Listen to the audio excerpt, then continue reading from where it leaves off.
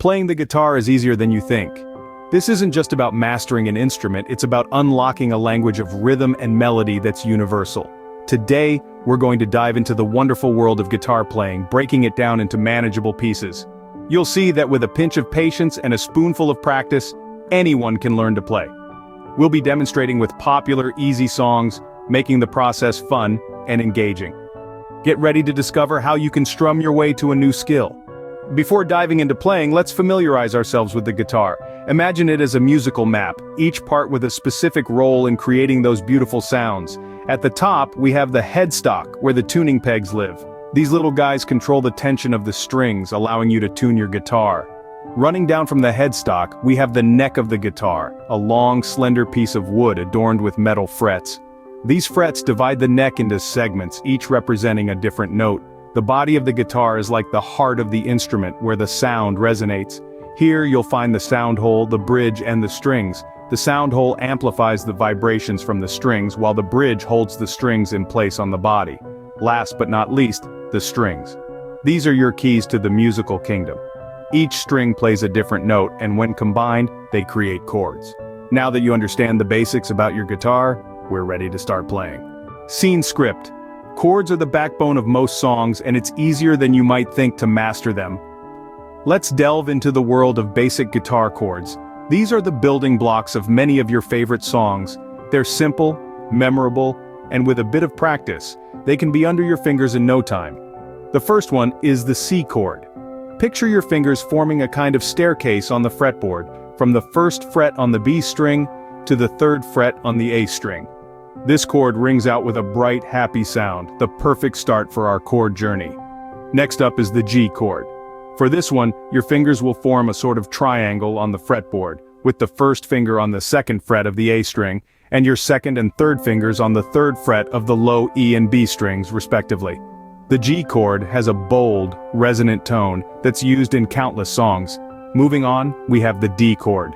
This chord is formed by placing your first finger on the second fret of the G string, your second finger on the second fret of the high E string, and your third finger on the third fret of the B string. The D chord has a sweet, ringing sound that's sure to captivate listeners. The E and A chords are up next.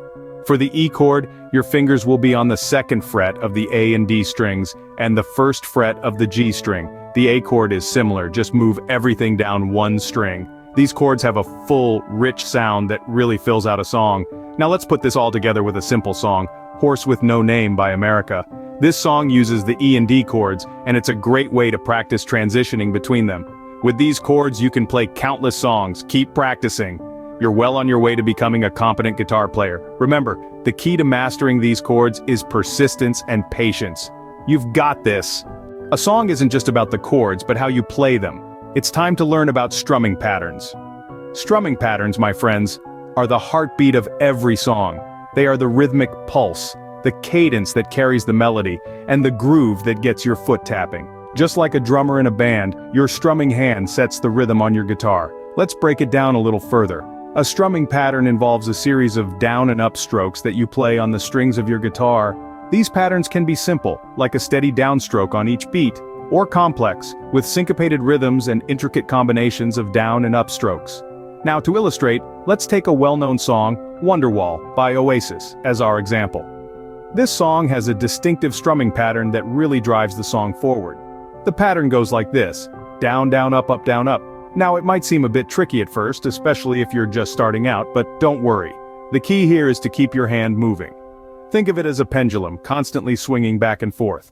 Even if you're not hitting the strings on every swing, keep that hand moving to the beat. And here's a pro tip: try to accentuate the first downstroke of each pattern. This will help set the rhythm and give your strumming a solid rhythmic foundation.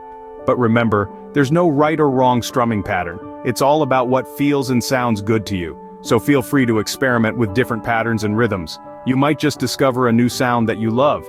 In the end, it all comes down to practice. The more you strum, the more comfortable you'll become with different patterns and rhythms. It's just like learning a new language. At first it might feel a bit awkward, but with time it becomes second nature. Remember, practice makes perfect. The more you practice these patterns, the more naturally they will come to you. You've taken the first steps on your guitar playing journey, but this is just the beginning. The chords and strumming patterns we've explored together are your keys to unlock a world of music. It's like learning a new language, one that speaks directly to the heart. Each chord is a word, each strumming pattern a sentence, and with them, you can tell any story you want, share any emotion. But remember, fluency doesn't come overnight. It's born from repetition, from the resilience to keep strumming even when your fingers ache, even when the chords don't sound quite right. It's okay to make mistakes. In fact, they're an integral part of the learning process. They're your best teachers, showing you where to focus your efforts. So practice. Practice with patience, and practice with passion. Let each strum echo with your commitment to learning, with your love for music. And over time, you'll see progress. The chords that once seemed impossible will flow from your fingertips effortlessly. The strumming patterns that felt awkward will become second nature. And one day, you'll find yourself playing that song you've always wanted to master. It might take time, but that moment when you play the first note, when you hear the music you've created, it's worth every second of practice.